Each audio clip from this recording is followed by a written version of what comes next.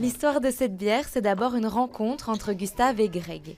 Gustave est le président des commerçants du cimetière d'Ixelles et son rêve était de créer une bière à l'effigie de son quartier. Nous, notre objectif, ça a été de lancer une bière de quartier dans le cadre des 40 ans de l'association de la Petite Suisse d'Ixelles. On s'est dit qu'il fallait qu'on mette les petits plats dans les grands cette année et ça nous a permis de rencontrer Bière de quartier qui lance une série de bières par quartier. On s'est dit, il nous en faut une, on ne peut pas passer à côté. Pour lancer le projet, il contacte l'équipe des bières de quartier.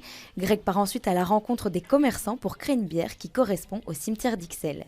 Et même si le quartier est principalement étudiant, ça n'est pas une excuse pour faire une pils.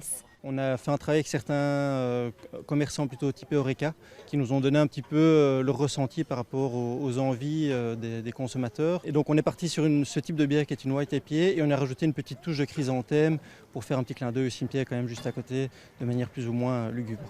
Lancée il y a 1 an et demi, l'équipe de Greg en est déjà à sa 7e bière de quartier.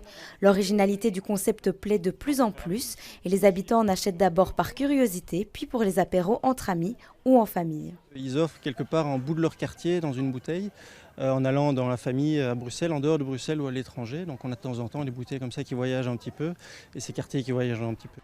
L'aventure des bières de quartier continue, les habitants ont voté et en septembre on connaîtra les 3 prochains quartiers qui seront houblonnés.